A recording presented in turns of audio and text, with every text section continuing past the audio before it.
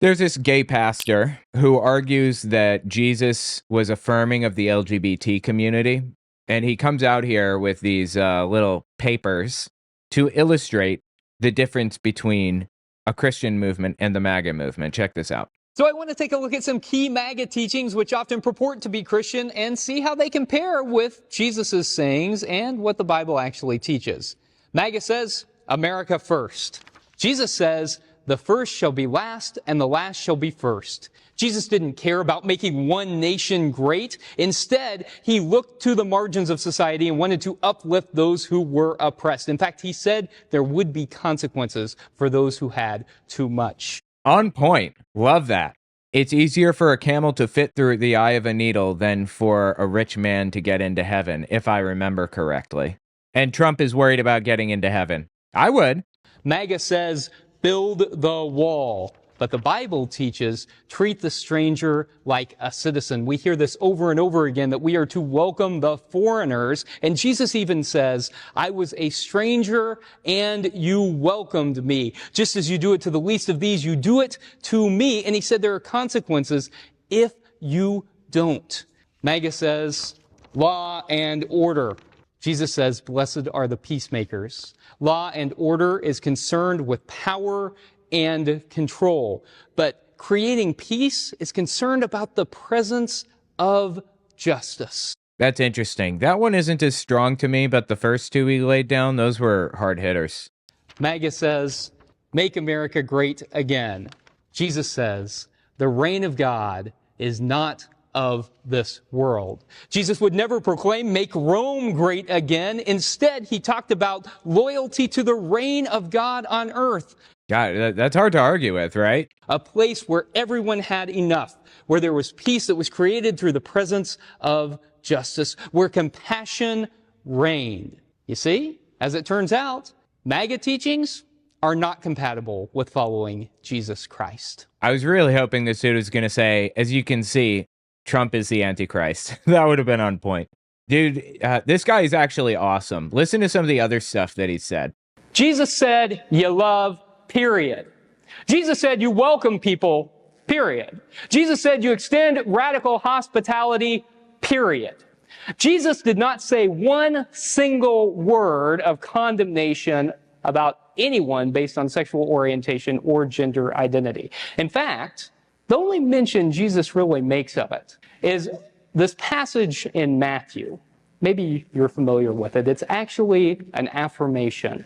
It's buried in ancient language, and it's surrounded by this weird teaching about divorce. But what Jesus said is this, that if you are a eunuch, and you have been a eunuch since birth, that was an ancient way of saying that if you differed from what was expected in terms of what we would call today sexual orientation or gender identity, that if you were a eunuch and you had been a eunuch from birth, that you were loved by God.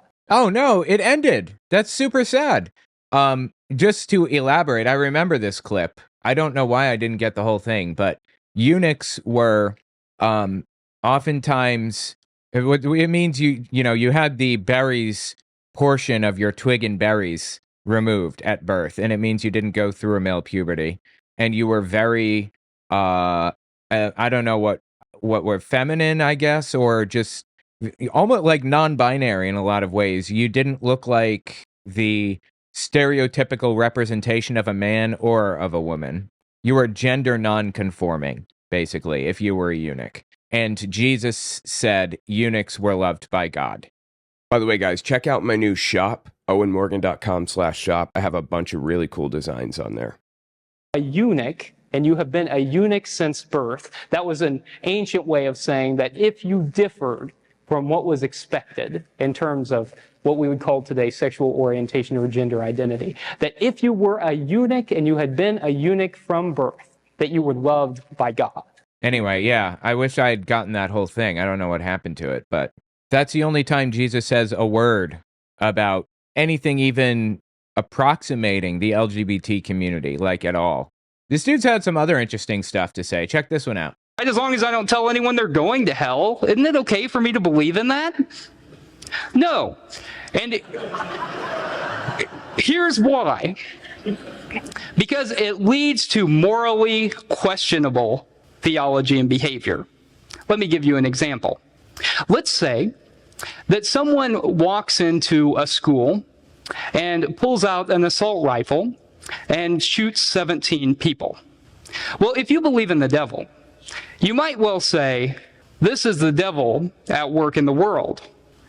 And there's not much that we can do about that. God is going to take care of this someday. We don't have to worry about it.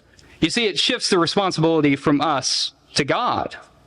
And then, all of a sudden, sending out thoughts and prayers is a perfectly valid response. That's all we need to do is send out our thoughts and prayers. It doesn't make us ask the really hard questions like, why is it almost exclusively white men committing these mass shootings? Or do average citizens really need to own assault rifles? The answer to that is no. Or why do we allow legislators to remain in office who openly worship their true God, the NRA? Dude, I'm a fan. I like this guy a lot. If I were a Christian, I would most definitely go to his church. It's like these people aren't seeing things for what they are. Is it not clear as day that Trump is a scumbag who like exactly mirrors the qualities of the Antichrist? Again, I don't believe in any of this. I don't think he's the Antichrist because I'm not a Christian. I'm just saying, if you look at the checklist, it's pretty on point. Sign up for my Patreon. I'd really appreciate that very much. It would mean so much to me.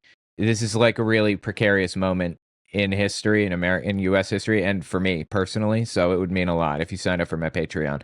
Check out cultarchive.org. I did a cult test, basically, where you can see if you're in a cult, and you can look at the historical tests of other groups that already went through this. Also, check out my merch. I have a whole bunch of really cool shirts and stuff. Really interesting. I would really appreciate that. Check this one out from this guy. Late great theologian, Dr. Marcus Borg, was a prolific writer and is probably my favorite theologian. And 30 years ago or so, he came up with 3 phases of faith that I really like. He was ahead of his time in some ways. He called them pre-critical naivete, critical thinking, and post-critical naivete.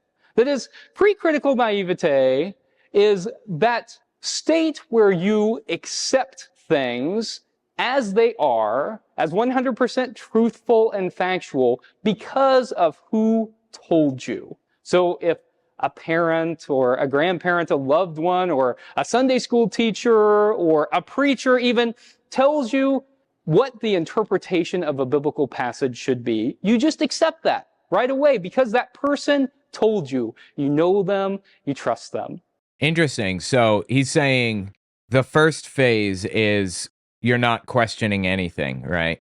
Critical thinking is a stage where you begin to look around and say, does that really all add up? Like, with what I'm learning in school, a lot of times this happens at adolescence, but it can happen at any time. Does this all add up with everything that I know to be factual about the world? And then he argues for post-critical naivete, which is something on the other side, a rebuilt faith, in which you can recognize that even if something isn't 100% factual, that there can still be truth in that. Okay. So the next phase would be recognizing when things aren't factual, like Adam and Eve weren't literally real people. Noah didn't literally build an ark, but there's some degree of truth in the story. Okay. I like these 3 movements, but I might rename them. It is 30 years later, and I am advocating for renaming things in the dynamic faith. So I might call them, instead of pre-critical naivete, blind acceptance. Instead of critical thinking, I might call that deconstruction. And instead of post-critical naivete, I would call that reconstruction. That's interesting. I like that. As an atheist, though, I gotta tell you, it sounds to me like justifying and trying to explain away obvious inconsistencies. But okay, you know what? I'm not gonna split hairs. Anyway, this dude's really interesting. If you want to check him out, you can. His name is Reverend Dr. Caleb J. Lines on TikTok. Rev Dr. Caleb J. Lines. He's really interesting. Yeah, tell me what you think about it in the comments. He slays.